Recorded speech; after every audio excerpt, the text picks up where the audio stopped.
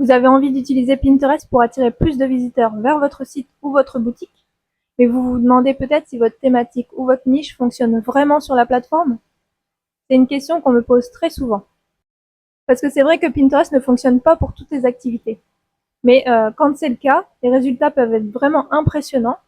Sur mes propres comptes, mais aussi ceux de mes clients, on peut atteindre plusieurs centaines, voire milliers de visiteurs par jour, rien qu'avec Pinterest. Dans cette vidéo, je vais vous montrer quelle niche cartonne sur Pinterest, pourquoi certaines thématiques marchent beaucoup mieux que d'autres, et surtout, comment savoir si Pinterest peut être un levier intéressant pour votre business.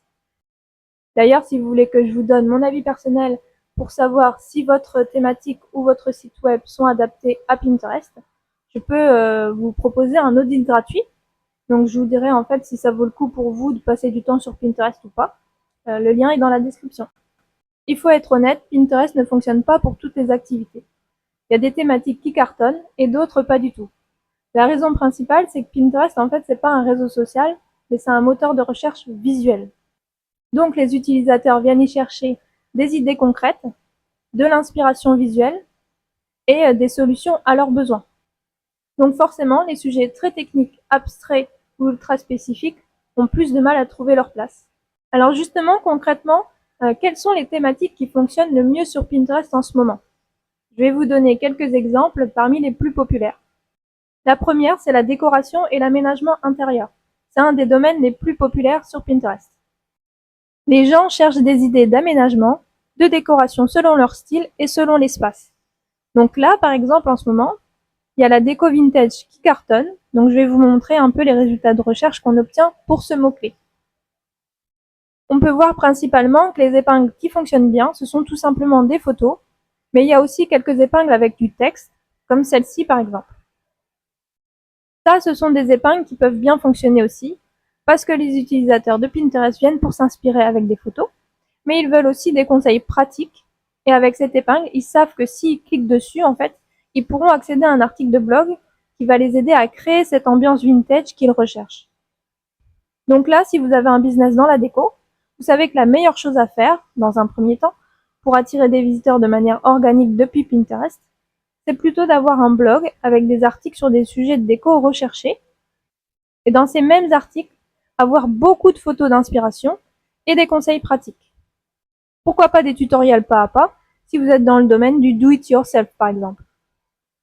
La mode, c'est l'incontournable sur Pinterest. Vous allez y trouver des idées de tenue, des looks par saison, de l'inspiration en fonction de votre morphologie, etc., etc.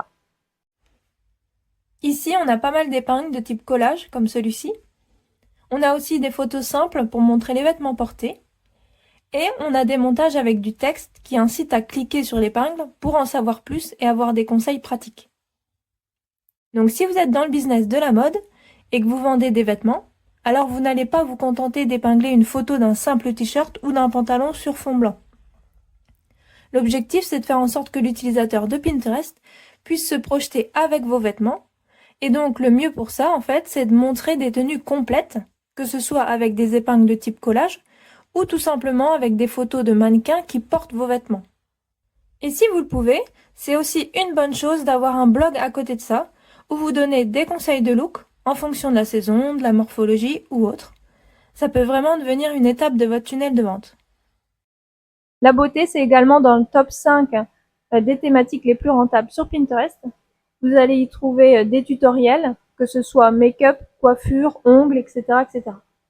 Alors, pour cette niche-là, on va retrouver pas mal de vidéos dans les résultats de recherche, souvent des pas à pas sur comment faire ceci ou cela. Vous avez aussi quelques épingles qui amènent à des articles de blog du style 15 idées pour des coiffures rapides ou X idées pour des coiffures avec un bandana, etc., etc. Et vous pouvez aussi tomber sur des photos montage style avant-après. Donc si vous êtes dans le domaine de la beauté, il va falloir bien sûr miser là-dessus. Alors ça veut pas dire que vous devez faire que des vidéos ou que des tutos pas à pas, mais il faut quand même profiter de ce créneau-là. Donc si par exemple vous vendez des produits pour cheveux, un démêlant pour cheveux crépus par exemple, on peut imaginer des vidéos où vous allez vous démêler les cheveux et donner des conseils pour que ça se fasse en douceur, tout en utilisant votre spray démêlant, et donc en faisant la pub finalement de manière subtile et naturelle. Et puis vous pourrez bien sûr créer aussi d'autres épingles plus classiques qui mèneront à vos articles de blog. Le quatrième domaine, c'est la cuisine. Ça, c'est un classique sur Pinterest, toujours d'actualité. Si on tape recettes de cuisine dans la barre de recherche Pinterest, on va pouvoir y trouver principalement un mix entre des photos simples de repas et des montages avec des photos et du texte. Donc souvent, c'est le titre de la recette tout simplement. Et on peut voir aussi un peu plus loin sur la page qu'il y a quelques vidéos. Si vous êtes dans le domaine de la food et que vous n'êtes pas sur Pinterest, alors autant vous dire que vous ratez des milliers de visiteurs par mois et donc beaucoup d'argent si vous monétisez votre blog avec de la pub par exemple. Parce qu'il y a énormément de gens qui viennent sur Pinterest pour trouver des recettes de cuisine.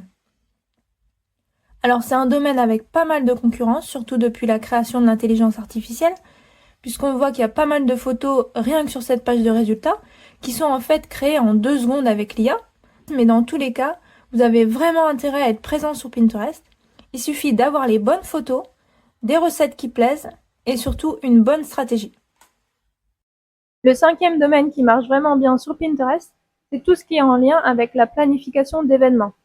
Donc que ce soit pour organiser un mariage, une fête d'anniversaire ou un baptême, les gens viennent chercher de l'inspiration sur la plateforme.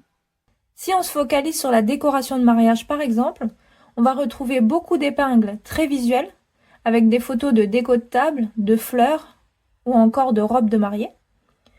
Et puis aussi des épingles montage comme comment organiser un mariage avec un mini budget ou 10 idées originales pour animer un mariage, etc. Mais on voit aussi que dans les mots-clés de la barre de suggestions, il y a par exemple plan de table ou encore faire part. Donc forcément, si vous vendez ce type de produit, vous avez tout intérêt à être sur Pinterest parce que les utilisateurs de Pinterest à ce moment-là sont prêts à acheter. On peut aussi regarder un peu les résultats pour idées cadeaux anniversaire. Alors là, selon moi, il y a vraiment une place à prendre parce que la plupart des épingles ici sont vraiment pas jolies. Vous avez pas mal de montages qui incitent à aller voir une liste de sélection shopping. Il y a aussi quelques vidéos ici et là. Bref, il y a aussi un créneau sympa. Ensuite, on va avoir une autre thématique très recherchée sur Pinterest. C'est celle de la santé, du sport et du bien-être en général. Donc là, ça va rassembler le développement personnel, les routines bien-être, l'alimentation saine, le sport, etc. Si par exemple on prend un des mots-clés populaires de cette niche, Pilates pour débutants, vous aurez des épingles avec des dessins, donc pour montrer les mouvements à faire, mais aussi des montages avec photos et textes qui incitent les utilisateurs à en savoir plus, comme ici avec 8 exercices de Pilates pour débuter chez soi. Et puis vous avez aussi quelques épingles vidéo. Donc si vous êtes coach, que vous vendez des produits liés à la santé, ou que vous avez un blog sur le sujet, alors Pinterest peut vraiment vous aider à toucher cette audience qui est très engagée. Le septième domaine que je vais vous présenter, c'est celui du voyage. Et quand je dis voyage, ça peut être assez large, puisque ça regroupe idées de destination, bien sûr, mais aussi guides pratiques, conseils pour voyager pas cher, ou encore organisation de valises, par exemple. Quand on regarde les résultats, on retrouve beaucoup de montages photos avec du texte qui annoncent le contenu. Donc là, par exemple, 26 pays pas chers où voyager, une semaine en Albanie, ou encore 19 lieux incroyables en Europe. Si vous êtes dans le business du voyage, alors il y a vraiment plusieurs façons d'utiliser Pinterest intelligemment. Si vous avez un blog voyage, c'est juste indispensable d'y être. Vous allez pouvoir attirer des visiteurs toute l'année, surtout si vous ciblez des contenus saisonniers, par exemple que faire en été à Nice ou Noël à Copenhague. Si vous vendez des produits liés au voyage comme des sacs, des accessoires, des carnets ou même des vêtements adaptés, là aussi Pinterest peut booster vos ventes. L'idée c'est de ne pas juste montrer le produit, mais en fait de l'intégrer dans un contexte. Par exemple, 12 cadeaux de Noël pour voyageurs ou 5 indispensables pour voyager léger. Et puis même si vous êtes coach voyage ou que vous proposez des services pour organiser des séjours personnalisés, Pinterest est parfait. Les gens viennent s'inspirer et ils aiment être guidés. Et voilà pour les thématiques qui fonctionnent super bien sur Pinterest. Alors bien sûr, la liste n'est pas exhaustive. J'aurais pu parler du jardinage, du bricolage, ou encore de tout ce qui est en lien avec la productivité et l'organisation par exemple. Mais au final, toutes ces thématiques, elles ont un peu les mêmes points en commun. Déjà, elles sont ultra visuelles. Que ce soit la déco, la beauté, la mode, la cuisine, ce sont en fait des sujets très faciles à illustrer avec des photos inspirantes, des avant-après et des idées concrètes. Ensuite, ce sont des thématiques que les utilisateurs de Pinterest recherchent activement. Parce qu'en fait, les gens sur la plateforme ne sont pas là juste pour scroller comme sur Instagram par exemple. Les gens y viennent pour préparer un projet, chercher des idées ou en tout cas organiser quelque chose. Et surtout, ces niches répondent souvent à des besoins saisonniers, donc comme les fêtes ou les changements de déco en fonction de la période de l'année, ou à des besoins intemporels, comme mieux s'organiser ou bien prendre soin de soi. Donc résultat, ça génère un trafic qui peut être régulier et qui peut aussi exploser à certaines périodes de l'année, comme à Noël, à la rentrée ou au printemps. Si vous avez une activité dans un des domaines que je viens de citer, je vous conseille vraiment de vous mettre à fond sur Pinterest. Alors c'est un investissement sur le long terme, puisque un compte peut mettre parfois des mois à décoller, mais une fois que c'est fait, franchement, vous allez être récompensé fois 1000 de vos efforts.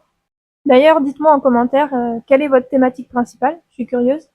Et puis dites-moi aussi si cette vidéo vous a motivé à vous lancer sur Pinterest, ou en tout cas à redoubler vos efforts sur la plateforme. Et si vous vous dites que tout ça, ça a l'air super, mais que Pinterest vous paraît un peu compliqué, ou qu'en tout cas vous n'avez pas le temps de vous y mettre sérieusement, sachez que j'accompagne les entrepreneurs justement à faire tout ça, que ce soit pour poser les bonnes bases, ou pour gérer leur compte Pinterest au quotidien. Donc je vous mets toutes les infos en description si jamais ça peut vous aider. Et si votre domaine ne fait pas partie de ceux que je viens de citer, ce n'est pas forcément qu'il n'est pas adapté à Pinterest, parce que Pinterest peut fonctionner quand même pour pas mal d'activités, même si elles sont un peu moins visuelles ou plus spécifiques. Ce que vous pouvez faire, c'est regarder si vos concurrents sont présents sur la plateforme, si des mots-clés de votre thématique sont recherchés ou non. Ça vous donnera déjà des indices pour savoir si ça vaut le coup de vous lancer ou pas. Et si vous avez envie d'aller plus loin avec Pinterest, n'hésitez pas à vous abonner. J'essaye de publier des vidéos régulièrement où je vous donne tous mes conseils. D'ailleurs, dites-moi en commentaire s'il y a certains sujets que vous voulez que j'aborde. Je le ferai avec plaisir. Voilà, à très vite!